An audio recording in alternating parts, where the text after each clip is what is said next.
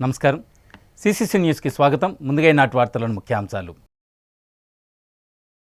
ప్రమాదాల నివారణకు multi disciplinary బృందాలుగా ఏర్పడాలి. కలెక్టర్ ప్రశాంతి. అమలు సమన్వయంపై దృష్టి సారించాలి. ఎస్పీ నరసింహ కిషోర్. సింహాచలం చందనోత్సవంలో అపశృతి. గోడ కూలి 8 మంది భక్తులు మృతి, పలువురికి గాయాలు. డిఎస్సి అభ్యర్థులకు ఉచిత మాక్ టెస్టులు. City MLA Adireddy Srinivas. DSC ఉపాధ్యాయ పోస్టులకు పరీక్షలు రాసే అభ్యర్థులకు ఉపయోగపడే విధంగా ఉచిత మాక్ టెస్టులు తన సొంత ఖర్చులతో ఏర్పాటు చేస్తున్నట్లు రాజమండ్రి సిటీ ఎమ్మెల్యే ఆదిరెడ్డి శ్రీనివాస్ చెప్పారు. గౌతమి ప్రాంతీయ గ్రంథాలయంలో ఏర్పాటు చేసిన కార్యక్రమంలో city MLA Adireddy Srinivas DSP mock టెస్టులకు సంబంధించిన బ్రోచర్ను విడుదల చేశారు. అనంతరం ఎమ్మెల్యే ఆదిరెడ్డి వాసు మీడియాతో మాట్లాడుతూ కూటమి ప్రభుత్వం అధికారంలోకి రాగానే 16,347 ఉపాధ్యాయ పోస్టులకు డిఎస్సి నోటిఫికేషన్ జారీ చేసిందని, దీనిలో భాగంగా 6,599 ఎస్జిటి పోస్టులకు మాక్ టెస్టులు మే నెలలో 4 ఆదివారాలు నిర్వహించేందుకు ఏర్పాట్లు చేశామని తెలిపారు. డిఎస్సిలో ఎస్జిటి పోస్టులకు ప్రిపేర్ అవుతున్న అభ్యర్థులకు ఈ మాక్ టెస్టులు ఎంతో ఉపయోగకరంగా ఉంటాయని ఆయన ఆశాభావం వ్యక్తం చేశారు. డిఎస్సికి హాజరయ్యే అభ్యర్థులు రోజుకు 15 గంటలకు పైగా ప్రిపేర్ అవుతున్నారని, ఇది కంప్యూటర్ బేస్డ్ డిజిటల్ పరీక్షని ఎమ్మెల్యే ఆదిరెడ్డి వాసు పేర్కొన్నారు. మాక్ టెస్ట్ మేరకు సంబంధించిన ఆయా రంగాల్లో నిష్ణాతులైనటువంటి రిటైర్డ్ ఎక్స్పర్ట్స్తో ప్రశ్నాపత్రాలు సిద్ధం చేస్తున్నామని, పరీక్ష అయిన తర్వాత కీ ఆన్సర్స్ వాట్సాప్ ద్వారా పంపిస్తారని, అభ్యర్థులు ఎక్కడ తప్పు చేశారో ఈ మాక్ టెస్టుల ద్వారా తెలుసుకుని చివరి ఎగ్జామ్కు సన్నిద్ధం కావచ్చునని ఆయన వివరాలు వెల్లడించారు. మే నెలలో 4 ఆదివారాలు వచ్చాయని, మే 4వ తేదీ మొదటి ఆదివారం నుంచి online digital computer based exam మొదలవుతుందని ఆయన వివరించారు. స్లాట్కు 100 మంది అభ్యర్థులు మాక్ టెస్టుకు హాజరు కావచ్చునని ఆయన పేర్కొన్నారు. సింహాచలంలో చంద్రన్ నిజరూప దర్శనం కోసం వచ్చి గోడ కూలి మృతి చెందినటువంటి 8 మంది భక్తుల కుటుంబాలకు ఎమ్మెల్యే ఆదిరెడ్డి వాసు ప్రగాఢ సంతాపం, సానుభూతి తెలిపారు. దురదృష్టకరమైనటువంటి ఘటనగా ముఖ్యమంత్రి, ఉప ముఖ్యమంత్రి ఇప్పటికే సమీక్ష నిర్వహించారని, మృతి చెందిన వారికి 25 లక్షలు, గాయపడిన వారికి 3 లక్షలు నష్టపరిహారం ప్రకటించారని ఆయన తెలిపారు. ఇలాంటి సంఘటనలు పునరావృతం కాకుండా కట్టుదిట్టమైనటువంటి చర్యలు తీసుకుంటామని ఆయన పేర్కొన్నారు.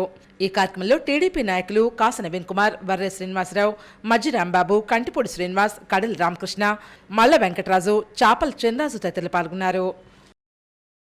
మొత్తం కూడా నా సొంత ఖర్చులతోటి, నా సొంత నిధులతోటి మాక్ టెస్ట్ ప్రిపేర్ చేయడంతో పాటు, మాక్ టెస్ట్ ప్రిపరేషన్తో పాటు ఈ యొక్క రిటైర్డ్ సబ్జెక్ట్ ఎక్స్పర్ట్స్తో క్వశ్చన్ పేపర్స్ ప్రిపేర్ చేయడం కూడా నా సొంత ఖర్చులతోటే చేశాను. రేపు ఎగ్జామ్కి అటెండ్ అయ్యే వాళ్ళు ఎవరూ కూడా ఒక సింగిల్ ఎన్పి అంటే ₹1 కూడా ఖర్చు పెట్టాల్సిన అవసరం లేదు, ఎవరికి ఇవ్వాల్సిన అవసరం లేదు. సరే, మాక్ టెస్ట్ ఆలోచన ఎందుకు మీరు ముందుకు వచ్చారు అని కూడా అనొచ్చు. ఈరోజు డిఎస్సి అభ్యర్థులు చూడండి, ఇక్కడ పెట్టడానికి కూడా ప్రెస్ మీట్ కారణం ఉంది. ఇక్కడ ప్రెస్ మీట్ పెట్టడానికి కారణం ఏంటంటే, ఇక్కడ ఉన్న విద్యార్థులు ఎవరైతే ఉన్నారో, నిరుద్యోగ యువత ఎవరైతే ఉన్నారో, రాష్ట్ర నలుమూల నుంచి ఇక్కడికి వచ్చి ప్రిపేర్ అవుతూ ఉన్నారు. వాళ్ళకి కూడా తెలియాలి, తద్వారా వారి యొక్క స్నేహితులు కానీ లేకపోతే ప్రిపేర్ అవుతున్న వాళ్ళు కూడా ఈ యొక్క అవకాశాన్ని చేరవేస్తారని ఒక ఆలోచనతో ప్రెస్ మీట్ ఇక్కడ పెట్టడం జరుగుతా. రహదారి భద్రత, వాహన చోదక నిబంధనలను ఖచ్చితంగా అమలు చేయడం ద్వారా రహదారి ప్రమాదాలను నివారించడం సాధ్యమవుతుందని, ఆ మేరకు తదుపరి సమావేశానికి నాటి శాఖల వారీగా నివేదికలతో రావాలని జిల్లా కలెక్టర్ పి ప్రశాంతి అన్నారు. రాజమండ్రిలో జిల్లా కలెక్టర్ పి ప్రశాంతి అధ్యక్షతన రోడ్లు భవనాల శాఖ ఆధ్వర్యంలో జిల్లా స్థాయి రహదారి భద్రతా సంఘ సమావేశం జరిగింది. ఈ సందర్భంగా కలెక్టర్ పి ప్రశాంతి మాట్లాడారు. జాతీయ రహదారులపై ప్రమాదాలు అధికంగా జరుగుతున్నాయని, వీటిలో మరణాల సంఖ్య కూడా ఎక్కువగా ఉండి ఆందోళన కలిగిస్తోందని పేర్కొన్నారు. జాతీయ, రాష్ట్ర, ఆర్&బి, పంచాయతీరాజ్ అధికారులు రహదారుల ప్రమాద విషయాల్లో ప్రత్యేక దృష్టి సారించాలని కోరారు. ప్రమాదాల సంఖ్యను, తీవ్రతను తగ్గించడానికి కార్యాచరణ రూపొందించాలని సూచించారు. గత సమావేశంలో తీసుకున్న నిర్ణయాలు అమలు కాకపోవడంపై అసంతృప్తి వ్యక్తం చేశారు. జాతీయ రహదారిపై లైటింగ్ ఏర్పాటుకు 3 నెలల సమయం ఎందుకని ప్రశ్నించారు. టెండర్లతో సంబంధం లేకుండా అత్యవసరంగా పనులు పూర్తి చేయడానికి ప్రత్యామ్నాయ మార్గాలను అన్వేషించాలని, అందుకు మీ పరిధిలో ఉన్న ఆర్థిక అనుమతులను అనుసరించి చర్యలు తీసుకోవాలని కోరారు. ప్రమాదాల తీవ్రతను జాతీయ రహదారుల ఉన్నత అధికారులకు తెలియజేయడంతో పాటు ఇప్పటి వరకు ఏం చర్యలు తీసుకున్నారో తెలుపుతూ నివేదికను సమర్పించాలని ఆదేశించారు. కేంద్ర ప్రభుత్వం అమలు చేస్తున్న ఐరాడ్ యాప్పై సంబంధిత శాఖల అధికారులందరూ అవగాహన పెంచుకోవాలని కోరారు. రాష్ట్ర రహదారుల టోల్ ధరలు జాతీయ రహదారులతో సమానంగా ఉన్నాయని, కానీ భద్రతా ప్రమాణాలు ఆ స్థాయిలో లేవని అన్నారు. రహదారి అభివృద్ధి సంస్థ అధికారులు తనిఖీలు చేయాలని, ఆదాయం మాత్రమే లక్ష్యంగా పనిచేస్తున్న ఏజెన్సీస్ సరైనటువంటి ప్రమాణాలు పాటించిన వారికి సైతం నోటీసులు ఇవ్వాలన్నారు.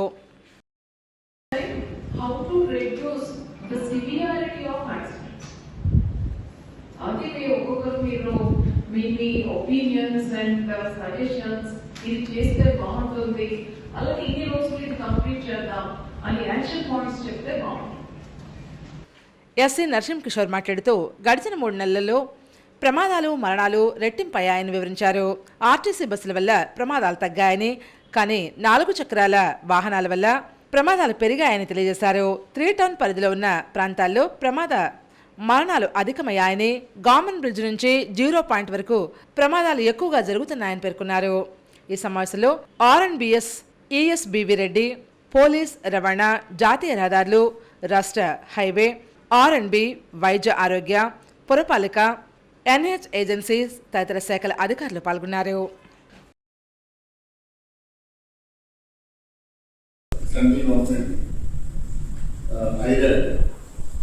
అది ఎన్ని departments they are going to that ఐరాట్ అన్నది నాకు తెలియదు. ఎంతమందికి లాగిన్ ఐడి, పాస్పోర్ట్స్ ఇచ్చారు వాళ్ళు. పోలీస్ ఉంది కదా, next highway.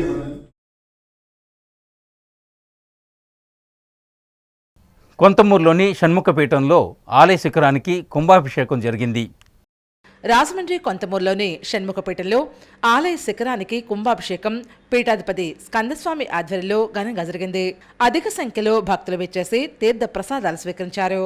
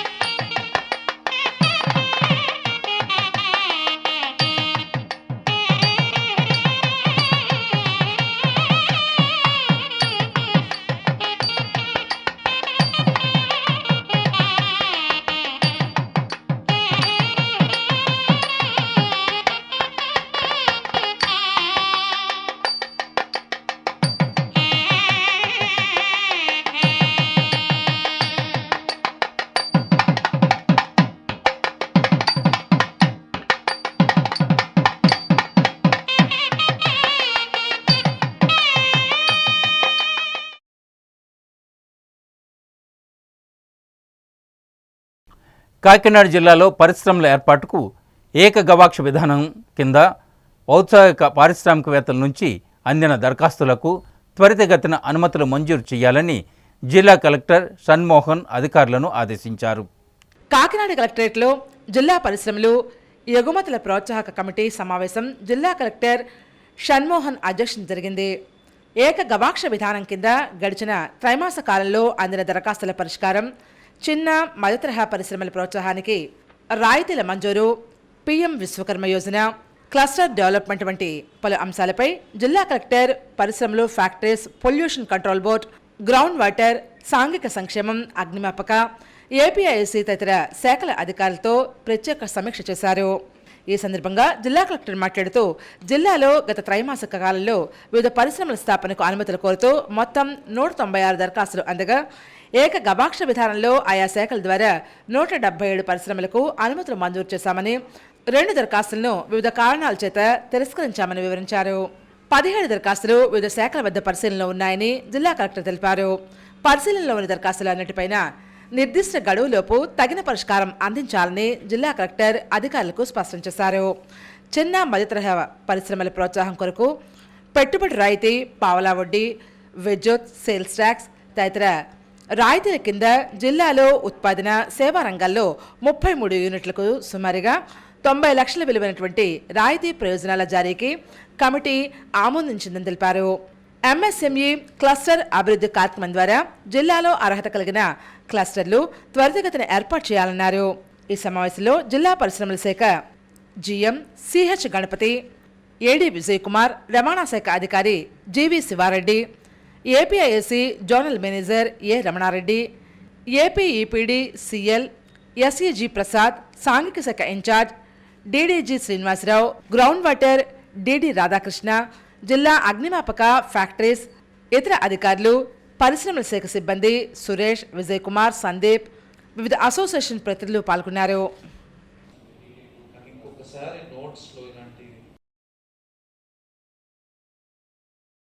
Rajahmundry Chenchu colony Kanakadurga Bhavani ఆలయంలో ప్రత్యేక పూజలు జరిగాయి. స్థానిక శానిటోరియం చెంచు కాలనీ గ్రామంలో కనకదుర్గ భవానీ ఆలయం వద్ద ది రాజమహేంద్రవరం కర్ణభక్త అభివృద్ధి సంక్షేమ సంఘం ఆధ్వర్యంలో బసవేశ్వర స్వామి జయంతి ఉత్సవాలు నిర్వహిస్తున్నారు. భక్తులందరికీ అన్నప్రసాద వితరణ జరిగింది. అలాగే బసవేశ్వర జయంతి శుభ సందర్భంగా రాజరాజేశ్వరి పీఠాధిపతులు వీరశైవ శిరోమణి శివశ్రీ తాళ సాంబశివరావు గురుస్వామి శాశ్వత శివలింగ దీక్ష కార్యక్రమం కూడా నిర్వహించారు.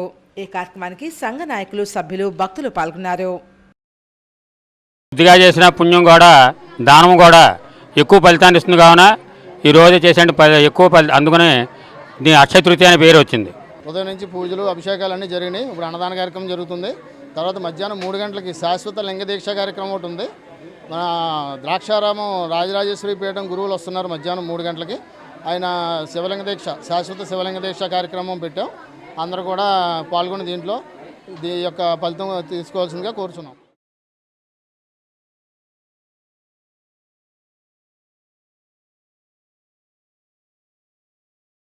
స్ఫూర్తి చారిటబుల్ ట్రస్ట్ కార్యాలయం వద్ద వృద్ధులకు గొడుగులు పంపిణీ చేశారు.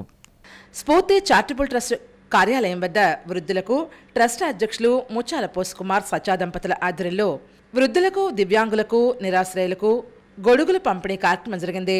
ఈ కార్యక్రమానికి ముఖ్య అతిథిగా దాతలు జయకుమార్, జయప్రద దంపతులు విచ్చేశారు.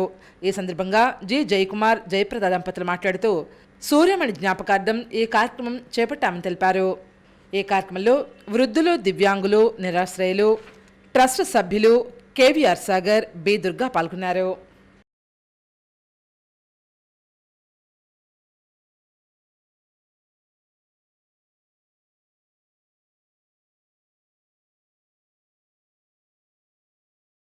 గాదరాడ గ్రామంలో అదే గ్రామానికి చెందిన వ్యక్తి యువతిని మోసం చేసి మరో పెళ్లి చేసుకోవాలని చూస్తున్నాడని AP human rights protection council of India Andhra Pradesh రాష్ట్ర మహిళా విభాగం అధ్యక్షురాలు కండవెల్లి లక్ష్మి ఆగ్రహం వ్యక్తం చేశారు.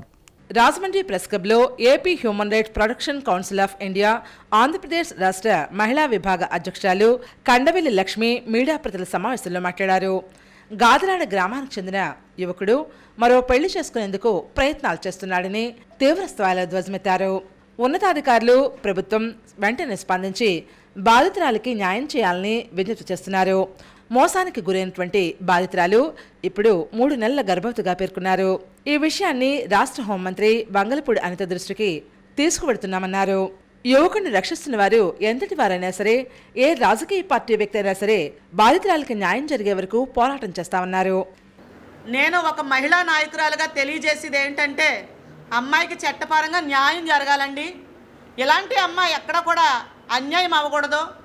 ఎవరైతే ఇలాంటి అబ్బాయిలు ఇలాంటి ప్రోత్సాహం చేసి ఇలాంటి అమ్మాయిలను ప్రేమించి మోసం చేయడం చేస్తున్నారో చట్టపరంగా ఇంకా గట్టిగా చర్య తీసుకొని శిక్షిస్తే, ఎవరో ఒకరికి భయం కల్పిస్తేనే కానీ ఇలాంటి అవకాశ వ్యాధులకి భయం పుట్టదండి. మరి బాధితురాలు మాట్లాడుతూ పెళ్లి చేసుకుంటానని చెప్పి మోసం చేశాడని కన్నీళ్ల పర్యంతమయ్యారు. జైలుకి వెళ్ళి మళ్ళీ బెయిల్ మీద మళ్ళీ వస్తాడు. వచ్చిన తర్వాత అబ్బాయి నన్ను చంపేస్తాను అది అని బెదిరించి వేరే అమ్మాయిని పెళ్లి చేసుకోవడానికి ప్రయత్నిస్తున్నాడు. నేను 3వ నెల గర్భిణి. నాకు న్యాయం జరగాలని నేను హ్యూమన్ రైట్స్ చైర్మన్ గారిని, మేడం గారిని సంప్రదించాను.